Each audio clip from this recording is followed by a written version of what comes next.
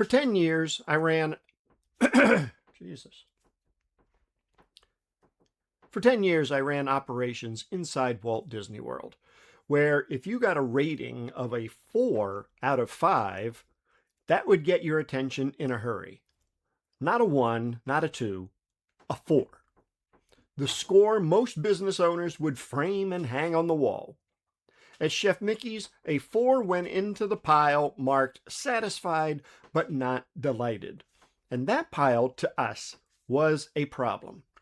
I'll tell you why in a second. Because it's the exact thing killing your best clients right now while you're smiling at your survey results. Here's the thing that you don't get warned about in any business school.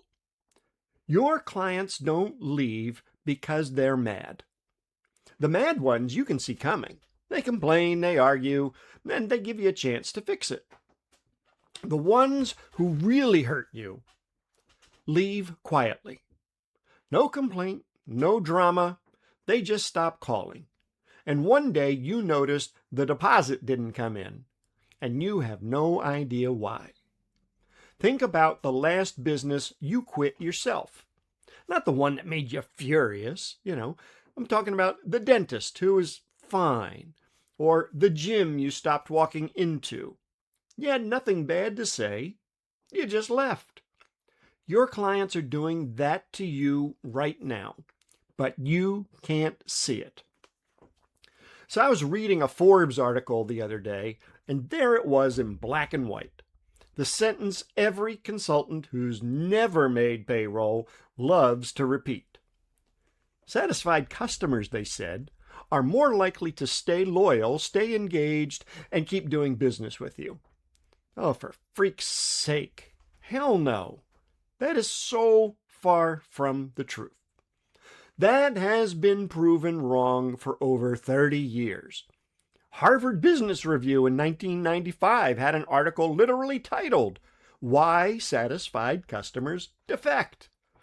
Xerox, that big company, ran the numbers on their own customers.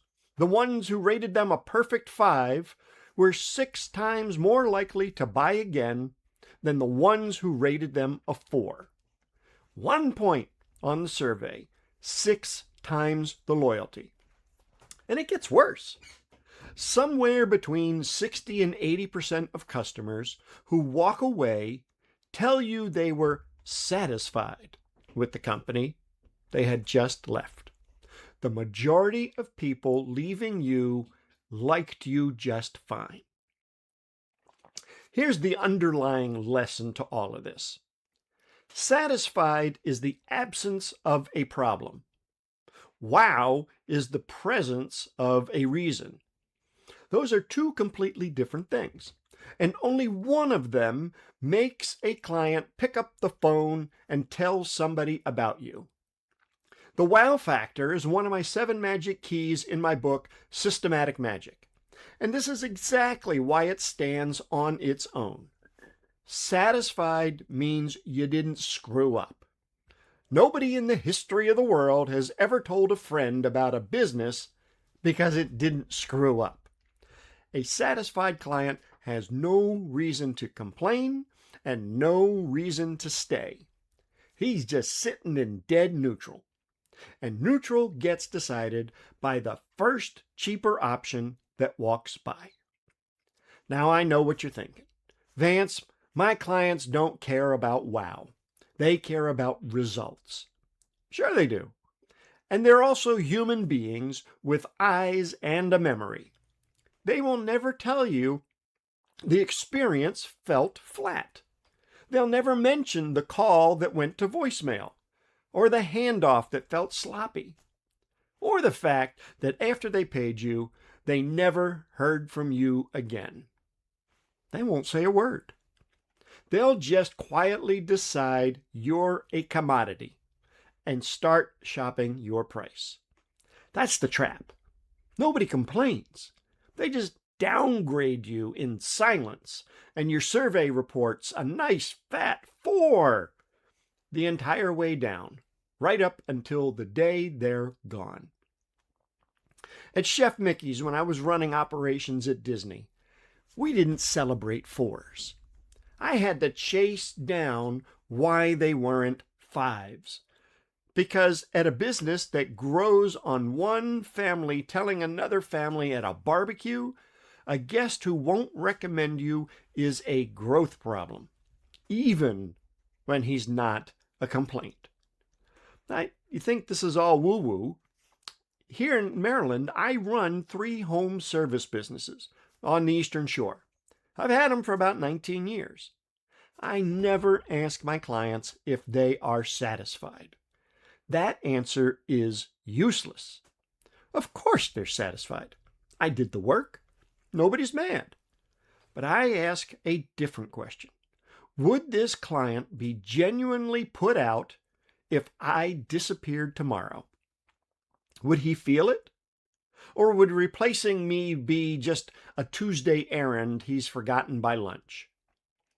That question is why those 3 businesses now run on just 90 minutes of my time every week. Delighted customers don't shop me. They don't haggle me. They just hand me their neighbors. Satisfied customers would have had me chasing new leads every single month like a guy running up a down escalator. So here's what I want you to do this week. Pull your last survey. Cross off every single satisfied like it's just blank. Look only at your genuine 5s. That smaller number is your real loyal base of customers. The gap between the 2 piles is your risk, sitting right in front of you, and it's wearing a smile. Then pick your top 10 clients and ask that one question about each. Would they be annoyed if I vanished, or relieved to skip the search? If you can't answer with certainty, you don't have a relationship. You've got a transaction that just hasn't ended yet. Now, the fastest place to turn a 4 into a 5 isn't where you think. It's not the work itself. It's a 60-second window most owners don't even know exists. And it happens before you've delivered a single thing. And that's what I'm covering next. I'll show you the exact moment and why the client decides whether he's loyal to you before you've done any work at all.